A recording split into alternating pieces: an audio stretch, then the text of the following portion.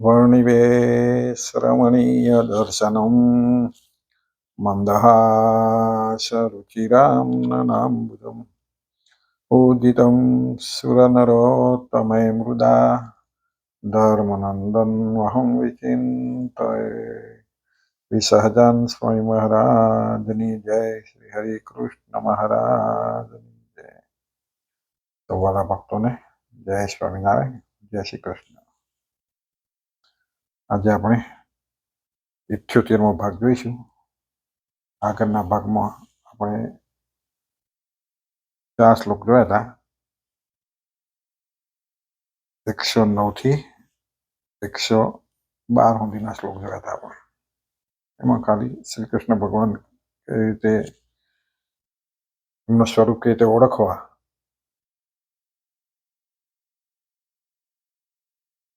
રાધિકા જે યુક્ત હતા રાધા કૃષ્ણ નામે, લક્ષ્મીજી યુક્ત હતા લક્ષ્મી નામે જાણવા, નર નાર એટલે નરનારાયણ હોય એટલે અર્જુન યુક્ત હોય ત્યારે નરનારાયણ નામે જાણવા, બલભદ્ર આદિક નારાયણ હોય અથવા તો બલરામ જોડે હોય તો રામકૃષ્ણ કેમ જાણવા, ને કદી રાધાદિક લક્ષ્મી આદિક ભક્તો ભગવાનના જ્યારે અંગની વિશે અતિ સ્નેહ કરીને અંગમાં રહેલા હોય ત્યારે શ્રી કૃષ્ણ ભગવાન એકલા છે એમ જાણવા, અને એ શ્રી કૃષ્ણ ભગવાનના રીતે જુદા જુદા સ્વરૂપો છે એમાં કેટલાક ભગવાનને ચતુર્રૂપે દર્શન દીધા હોય, અષ્ટભુજ રૂપે દર્શન દીધા હોય, સહસ્ત્રભુજ રૂપે દર્શન દીધા હોય, તો કે એ જીભુ જેવા શ્રી કૃષ્ણ ભગવાન છે એમની ઈચ્છાએ કરીને એવા દર્શન થાય છે, પણ એમાં ભેદ જાણવો નહીં એવું કહેલું હતું છેલ્લા 112મા શ્લોકમાં। હવે આજે આપણે 113મો શ્લોક જોઈશું। તૈસેવ સર્વથા ભક્તિ કર્તવ્યા મનુજૈર્ભુવિ નિઃશ્રેયસ્કરમ કિંચિત તો અન્ય નીતિ દ્રશ્યતામ। એનો અર્થ થાય છે એવા જે શ્રી કૃષ્ણ ભગવાન તેની જે ભક્તિ તેથી તે પૃથ્વીની વિશે સર્વે મનુષ્ય તેમણે કરવી, અને એ ભક્તિ થકી બીજું કલ્યાણકારી સાધન કોઈ નથી એમ જાણવું। શ્રી મહારાજ કહે છે કે આ પૃથ્વી પર અમારા આશ્રિત સર્વે મનુષ્ય હોય તેમણે પૂર્વે કયા એવા જે શ્રી કૃષ્ણ ભગવાનના પૂર્વે શ્રી કૃષ્ણ ભગવાન તેની જે ભક્તિ એટલે આગળ ભગવાનના સ્વરૂપો કયા અથવા પૂર્વે સ્વરૂપના જે અવતારો થઈ ગયા હોય એની ભક્તિ કરવી, સર્વ પ્રકારે કરવી, અને એ ભક્તિ સિવાય બીજું કોઈ કલ્યાણકારી સાધન નથી। ભક્તિ કર્યા સિવાય કલ્યાણ થતું નથી। ભક્તિ એટલે ભગવાનમાં સ્નેહ કરવો। આપણે આગળ આવી ગયું ભગવાનમાં સ્નેહ થાય એટલે એના માટે શું ના થાય, એના માટે જે કંઈ આપણે કરીએ એ ભક્તિ થઈ જાય। એટલે એવા જે શ્રી કૃષ્ણ ભગવાનના આપણે જેના સ્વરૂપો જોયા હતા એ શ્રી કૃષ્ણ ભગવાનની ભક્તિ કરવી। હવે સતાનંદ સ્વામી શું કહે છે કે આ પૃથ્વી પર એમાંય પણ ભરતખંડની વિશે દેવતાઓ પણ મનુષ્ય જન્મની ઈચ્છા છે। સતાનંદ સ્વામી કહે છે કે આ પૃથ્વી પર આ લોકો મનુષ્ય લોકમાં અથવા તો મૃત્યુ લોકમાં દેવતાઓ પણ જન્મ લેવાને ઈચ્છે છે। ભાગવતમાં પણ દેવતાઓ કહે છે કે અમોએ પૂર્વે જન્મમાં કંઈક પુણ્ય કર્મ કરેલા હશે તેને કરીને અત્યારે અમોને સ્વર્ગલોકની પ્રાપ્તિ થયેલી છે। એવું કહે છે કે અમે પૂર્વ જન્મમાં અમે કંઈક પુણ્ય કર્યા છે, એ પુણ્ય કર્મને લીધે અત્યારે અમે સ્વર્ગમાં અમને સ્વર્ગલોકમાં અમની પ્રાપ્તિ થઈ, સ્વર્ગનું સુખ ભોગવીએ છીએ, અને હવે સ્વર્ગલોકનું સુખ ભોગવતા જો કંઈક પુણ્ય બાકી રહેલું હોય તો તેને કરીને અમોને ભરતખંડમાં મનુષ્ય જન્મ પ્રાપ્ત થાય। દેવતાઓ આવું ભાગવતમાં કહેલું છે કે હવે અમે ભોગવીએ છીએ અત્યારે સ્વર્ગનું સુખ, પણ એમાં જો કંઈક સુખ પુણ્ય બાકી હોય તો અમને મનુષ્ય લોકમાં મનુષ્યનો અવતાર મળે અથવા ત્યાં અમારો જન્મ થાય। કારણ કે મનુષ્ય જન્મથી જ ભગવાનનું સ્મરણ થઈ શકે છે, દેવલોકમાં નહીં થઈ શકતું હોય।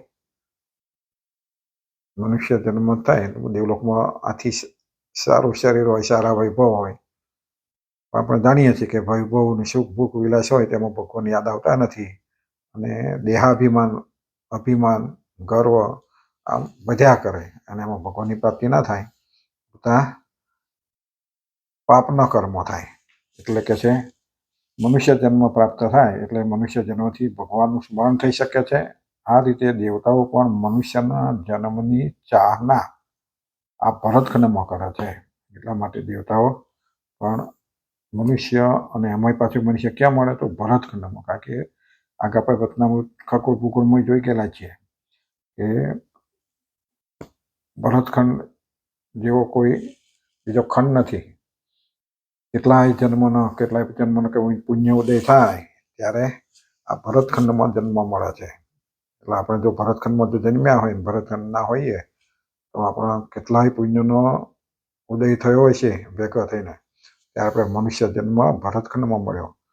અને ભરતખંડમાં જ કે છે મોક્ષ સુધારી લેવાય. બીજે કદાચ બહુ બહુ જ ઓછો પણ એ સરળતાથી જો કરવો હોય તો ભગવાનની પ્રાપ્તિ થઈ જાય. એટલા માટે ભરતખંડમાં મનુષ્ય જન્મ મળો ને બહુ અઘરો છે કે છે. કેટલાય જન્મોનું તપ કર્યું છે ત્યારે કે છે મનુષ્ય જન્મ ભરતખંડમાં. એટલે આપણે બધા એને હજુ સમજતા નથી અને કદાચ કોઈ કહ્યું હોય તો એને આપણે મનાતું નથી. એટલે આપણે ભોગ વિલાસના સાધનો માટે નાશ ભાગ કરીએ છીએ પણ ભગવાનને યાદ કરતા નથી. એટલે આ રીતે દેવતાઓ પણ મનુષ્યની ચાહના ભરતખંડમાં કરે છે. માટે આ ભરતખંડમાં જન્મેલા મનુષ્યો હોય તેમણે સર્વ પ્રકારે ભગવાનની જ ભક્તિ કરવી જોઈએ. શાસ્ત્રોમાં એવું કહે છે કે મનુષ્ય જન્મમાં જો ભરતખંડમાં મળ્યો હોય તો ભરતખંડના લોકોએ સર્વે પ્રકારે ભગવાનની જ ભક્તિ કરવી જોઈએ. કારણ કે ભગવાનની ભક્તિ કરવામાં મનુષ્યનો જ મુખ્ય અધિકાર છે. નહીં કે પશુઓથી તો ભગવાનની ભક્તિ થઈ શકે નહીં. એક જ મનુષ્ય એવું પ્રાણી છે કે જ્ઞાન વિજ્ઞાનથી સંપન્ન થઈને જાણેલી વસ્તુને કહી શકે છે. પશુ પંખી કે જન્મ મળે તો એમાં કંઈ જ્ઞાન હોતું નથી. જ્ઞાન એટલે એમની રીતે હોય પણ આ કહ્યું એમ જ્ઞાન વિજ્ઞાન એનામાં હોતું નથી. એટલે પશુ જન્મ ન મળે. પશુ જન્મથી ભગવાનની પ્રાપ્તિ થતી નથી. હા, ભગવાનને મળી ગયા હોય અને એનો ઉદ્ધાર થઈ ગયો કે ભગવાનના કામમાં લાગી ગયા પશુ પંખી તો એનો કદાચ ઉદ્ધાર થયો પણ એમાં ભક્તિ નથી થતી. એને એવું જ્ઞાન થતું નથી ભક્તિ કરવાનું. કોઈક આપણને કોઈક દાખલા સાંભળ્યા હોય કે ભાઈ કોઈ પશુએ ગાય કે કૂતરાએ કે ગમે તે કે 11ને દાડા નહીં ખાતા આવી ઘણા વાતો કરતા હોય કે 11 કરે દર 11 હોય ને એવું કોઈક અપવાદરૂપ આવા બનાવ બનતા હોય. બાકી મનુષ્ય જન્મથી સિવાય બીજા કોઈમાં ભગવાનની ભક્તિ થતી નથી.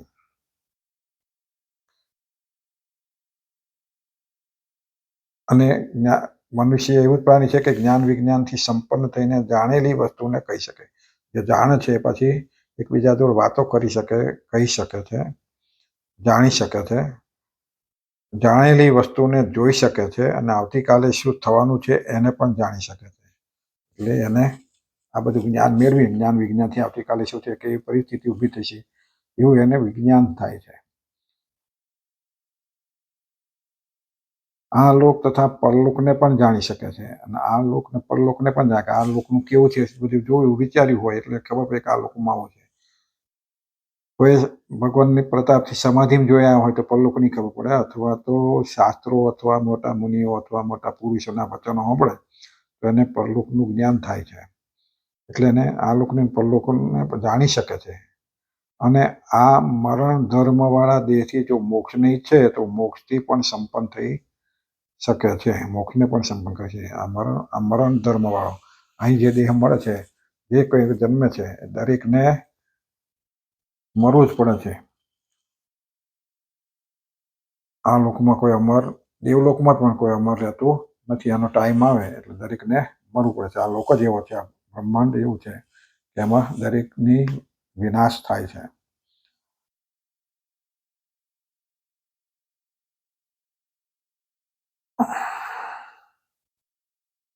મરણ ધર્મવાળા દેહથી જો મોક્ષની ઈચ્છે તો મોક્ષની પણ સંપન્ન થઈ શકે એટલે મોક્ષ પણ મળી શકે છે.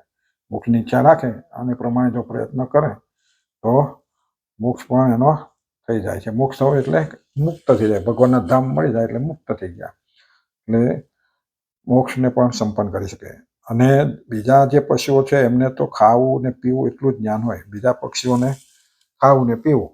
આપણે જો ખાધા પીધાના માટે દોડધામ કરતા હોય તો આપણે પશુ જેવા જ ગણાય. એટલા માટે ઘણી વખત શાસ્ત્રોમાં આપણને પશુ જેવા ગણાય અથવા કોઈને પશુ જેવા ગણવામાં આવે છે. કારણ કે ખાવા પીવાય, ધન સિવાય કશું દેખાતું, ખાવું પીવું, સ્ત્રી, ભોગવિલાસ એ જ દેખાય છે. મનુષ્ય જન્મ લઈને જે ભગવાનને ભજતો નથી, ભગવાનની ઉપાસના કરતો નથી, તેનું જીવન પશુ જેવું જ કહેલું છે. એટલે પશુ કેમ કે પશુને ખાવા પીવા સિવાય બીજું કોઈ જ્ઞાન નથી. પશુઓ જાણેલી વસ્તુને કહી શકતા નથી. પશુએ જે કંઈક જોઈ હોય વાત તેને કંઈ કહી શકતા નથી, બોલી શકતા નથી, અને આવતીકાલે શું થવાનું છે તેને જાણી શકતા નથી. માટે પશુઓ ભગવાનની ભક્તિ કરીને પોતાનું કલ્યાણ કરી શકતા નથી. પશુઓને એવી ખબર નથી કે કાલે મારું થશે, કાલે મને ખાવા મળશે કે નહીં મળે. એને કહ્યું ને ખાવા પીવાના ટાઈમે જે મળ્યું એ ખરું, અને બીજું જ્ઞાન થતું નથી, કહી શકતા નથી, જાણી શકતા નથી. આજનું જ્ઞાન નથી, કાલનું જ્ઞાન નથી એને. એટલે એને ખબર પડતી ને એટલા માટે એ સમજી વિચારી શકતો નથી. એટલે પશુનું કલ્યાણ તો થાય જ નહીં. પશુ જન્મ મળે તો પશુ જન્મમાં કલ્યાણ થવું કઠણ નહીં, થાય જ નહીં એમ કહીએ તો પણ ચાલે. માટે પશુઓ ભગવાનની ભક્તિ કરીને પોતાનું કલ્યાણ કરી શકતા નથી.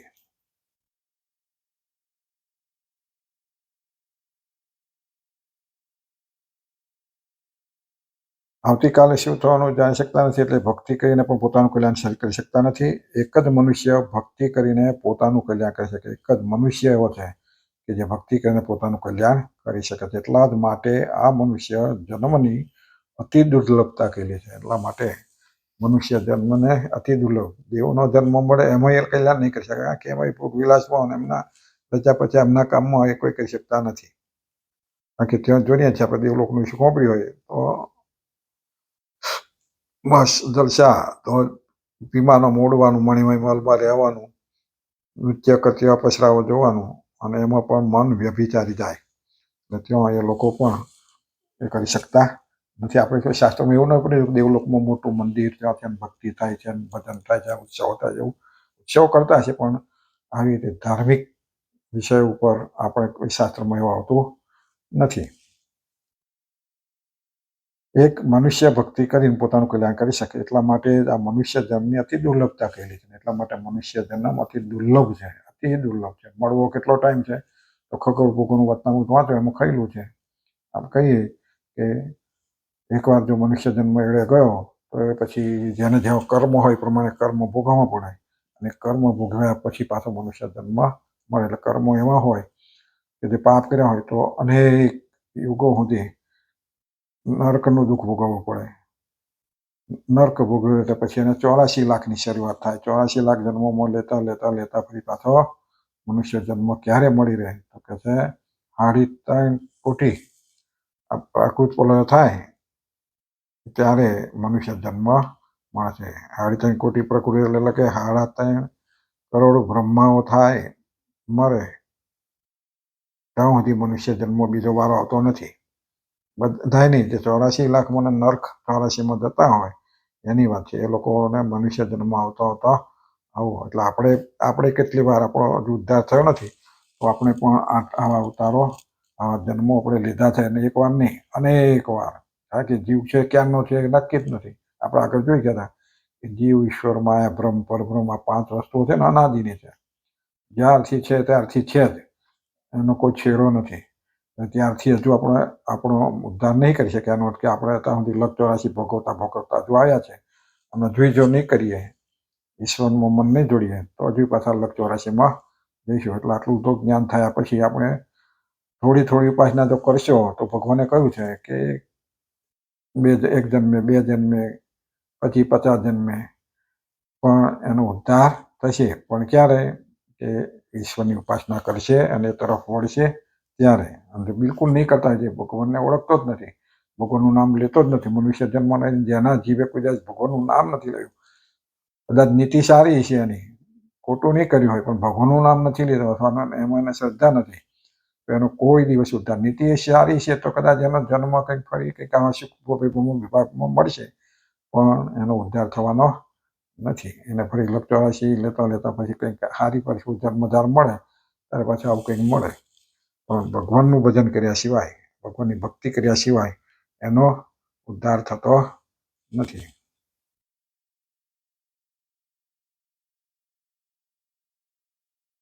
ભાગવતમાં દેવતાઓ કહે છે કે અહો, જેમણે આ ભરતખંડમાં મનુષ્ય જન્મ મેળવેલો છે તેમણે કોણ જાણે શું પુણ્ય કર્મ કર્યા છે. લોકો એવા અચરજ પામે.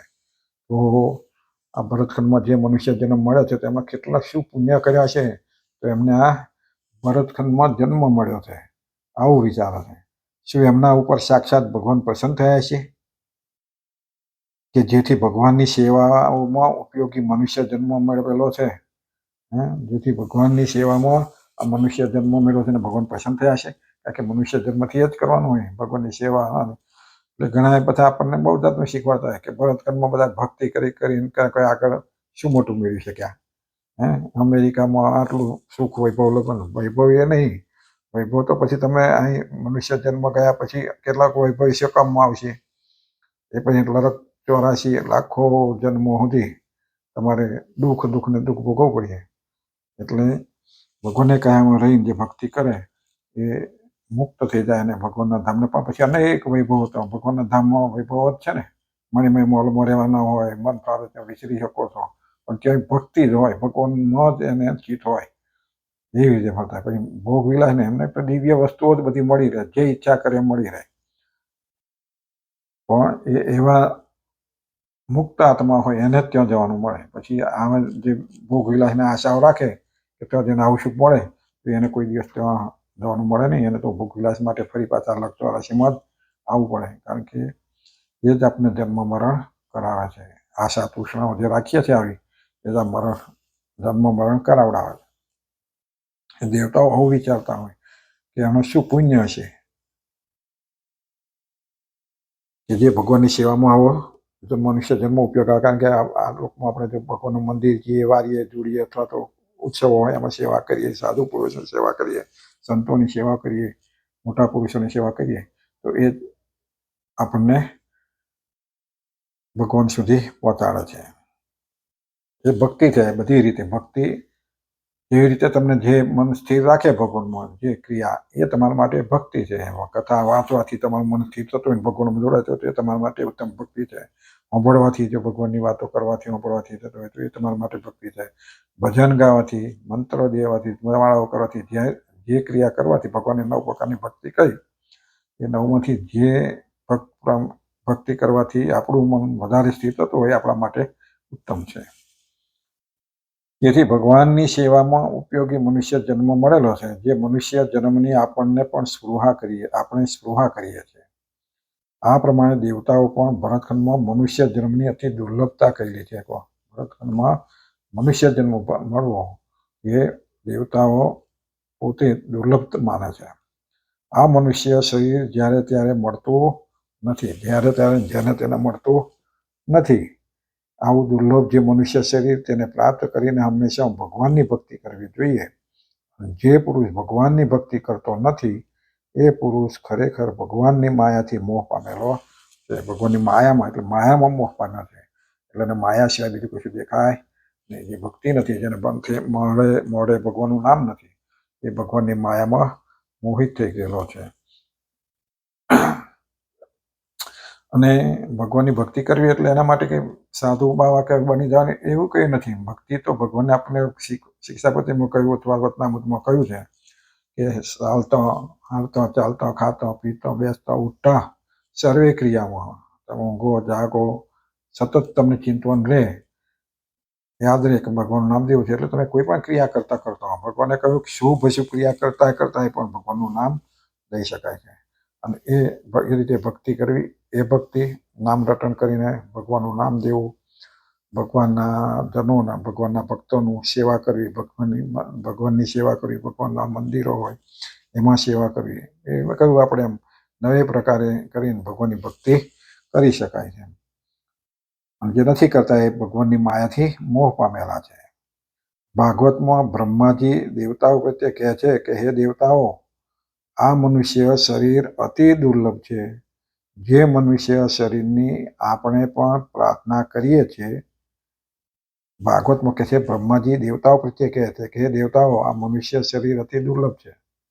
જે મનુષ્ય શરીરની આપણે પણ પ્રાર્થના કરીએ છીએ કે આવા દુર્લભ મનુષ્ય શરીરને પામી કરી, અને જે મનુષ્યો ભગવાનની આરાધના કરતા નથી તે મનુષ્યો ખરેખર વિસ્તારને પામેલી ભગવાનની માયા વડે મોહિત થયેલા છે.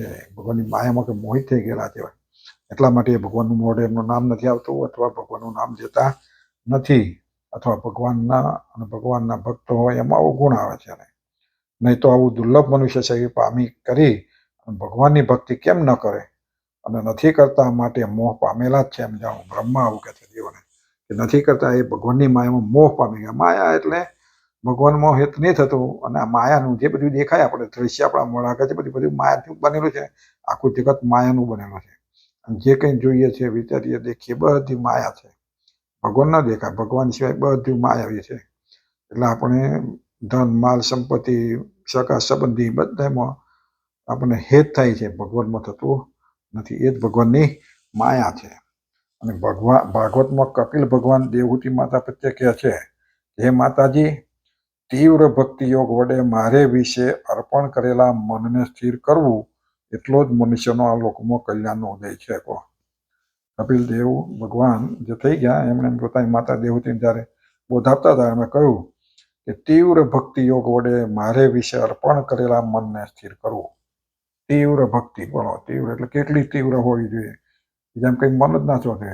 અને એવી તીવ્ર યોગ વડે ભગવાનની જે ભક્તિ કરે એ ભક્તિ યોગ કહેવાય. એ ભક્તિ યોગ વડે મારે વિશે અર્પણ કરેલા મનને સ્થિર કરવું. મન અર્પણ કરો અને મારામાં સ્થિર કરવું, બીજે ડોલક થાય નહીં. એટલો જ મનુષ્યનો આ લોકમાં કલ્યાણનો ઉદય છે. કલ્યાણનો ઉદય આટલો છે કે મનુષ્ય શરીર ધારણ કર્યા પછી એમનું મન મારામાં જ જોડી દેવું જોઈએ. કોઈ શ્રીમંત થાય, કોઈ શેઠ થાય, કોઈ રાજા થાય, કોઈ કલ્યાણનો ઉદય નથી. આવું થવાથી કલ્યાણનો ઉદય થયા નથી. આપણે ગમે તે સંપત્તિ મેળવીશું, ગમે એટલા ધનવાન બનીશું, ગમે એટલા બુદ્ધિશાળી બનવું, ગમે એવા રાજા બનો, ગમે તે સ્થિતિ પામો, પણ એનો હેતુ શું કશું નથી. એમ એ કલ્યાણનો ઉદય, એનાથી કલ્યાણ થતું નથી. એનાથી ગમે તે કલ્યાણ નથી. આ લોકની રીતે કદાચ થોડુંક સારું લાગશે, કંઈક મેળવી શકશો, પણ કલ્યાણ નહીં મેળવી શકો. એનાથી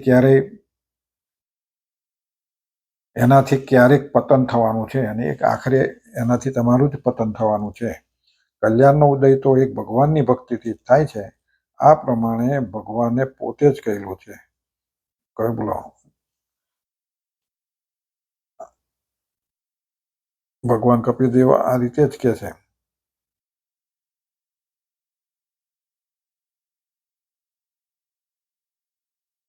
અને વળી આ શ્લોકમાં શ્રીજી મહારાજે ભાર મૂકેલો છે કે એક જ શ્રી કૃષ્ણ ભગવાનની જ ભક્તિ કરવી, તેથી બીજા દેવતાની ભક્તિ કરવાનો નિષેધ સૂચવેલો છે.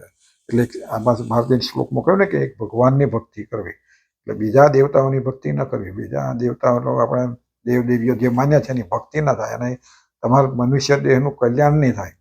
આ લોકની રીતે કદાચ સુખ સંપત્તિ પામશો, અથવા તો કદાચ એ દેવતા લોકના લોકને તમે પામશો, પણ એ દેવી દેવતાના લોકમાં જઈને પાછું પડવું પડશે, કારણ કે એમનું જ ઠેકાણું નથી.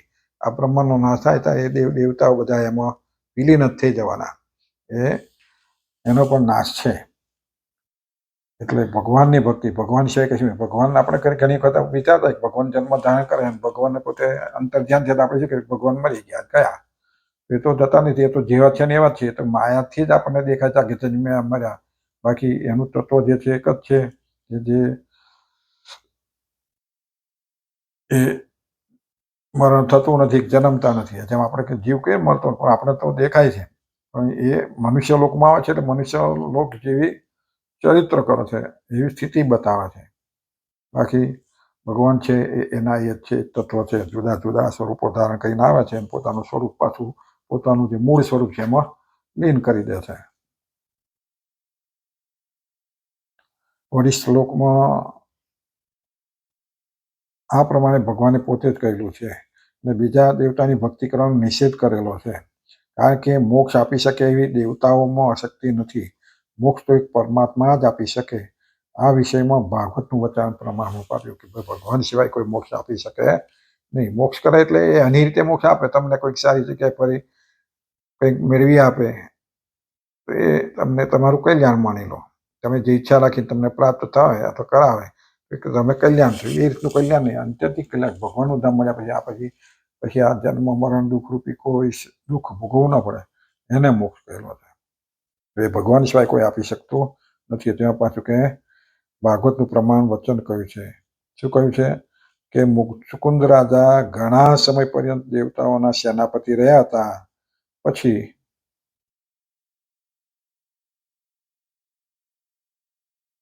જ્યારે શંકરના પુત્ર કાર્તિક સ્વામી પ્રગટ થયા ત્યારે દેવતાએ મુચુકુંદ રાજાને કહ્યું કે હે રાજન, તમે હવે નિવૃત્ત થાવ.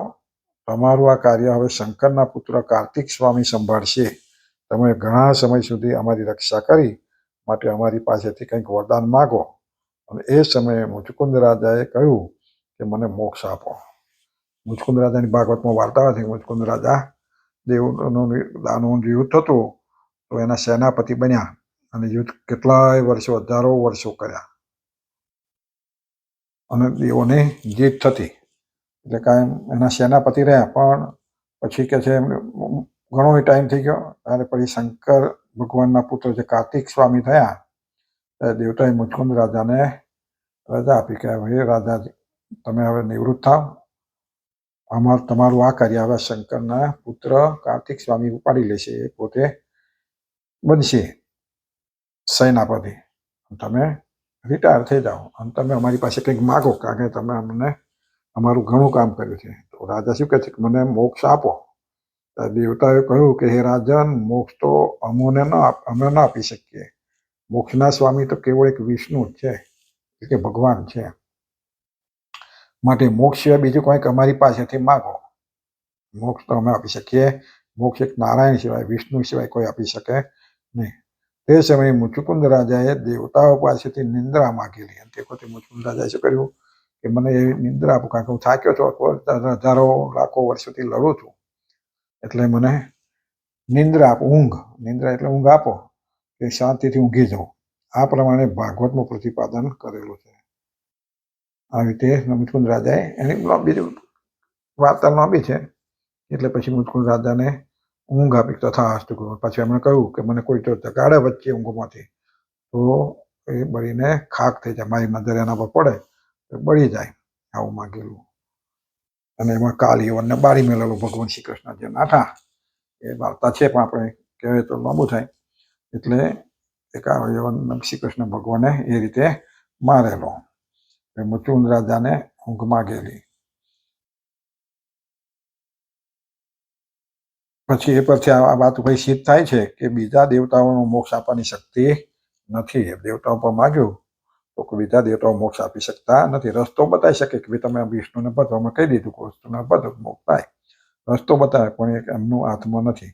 માટે આ પૃથ્વી ઉપર મનુષ્ય જન્મને પામીને એક શ્રી કૃષ્ણ ભગવાનની જ ભક્તિ કરવી, આવો ભાવ છે. શ્રી કૃષ્ણ ભગવાન એટલે શ્રી કૃષ્ણ ભગવાનના જે અવતારો થાય છે, એવું ને શ્રી કૃષ્ણ સ્વામિનારાયણ કહો, રામ કહો, બીજા આકારના જે અવતારો નારાયણ કહો, કોઈ પણ ભગવાનની ભક્તિ કરો, એમાં જે અસલ અવતારો છે, પૂર્ણ અંશ છે વિષ્ણુના જે છે, એની ભક્તિ કરીએ તો એ મોક્ષ થઈ જાય.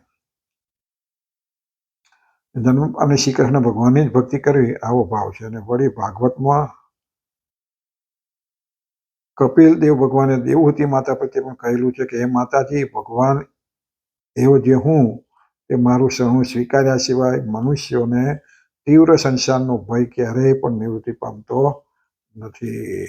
એવું તો ભગવાન કહે છે, ભગવાન એવો હું, હે માતાજી, માતાને કે હું ભગવાન એવો જે હું, એ કપિલ દેવ ભગવાનનો અવતાર ગણાતા ને, એટલે એવું હું કે મારું શરણું સ્વીકાર્યા સિવાય, મારું કે ભગવાનનું, એટલે જે કંઈક ભગવાનનું શરણું સ્વીકાર્યા સિવાય મનુષ્યને તીવ્ર સંસારનો ભય, તીવ્ર જે સંસારનો ભય છે ને, એનો એ ભય જે છે દૂર થતો નથી, નિવૃત્તિ પામતો નથી. જ્યારે મારું શરણું સ્વીકારે, અર્થાત જ્યારે મારી ભક્તિ કરે, ત્યારે જ સંસારનો તીવ્ર ભય નિવૃત્તિને પાછું મારી ભક્તિ કરે ત્યારે સંસારની તીવ્ર જે ભય છે, એટલે ફરી જન્મવું પડે, મરવું પડે, જન્મવું પડે, સંસારમાં આવવું પડે, એ ભય દૂર થાય છે. એ સિવાય બીજા કોઈ દેવતાનું શરણું સ્વીકારવાથી એમની ભક્તિ કરવાથી સંસારનો જે તીવ્ર ભય છે એ નિવૃત્ત થતો નથી. એટલે બીજા કોઈ દેવી દેવતાઓને ભજવાથી, એની ભક્તિ કરવાથી આ સંસારનો ભય દૂર થતો નથી. એટલે માટે શ્રી કૃષ્ણ ભગવાનની જ ભક્તિ કરવી જોઈએ.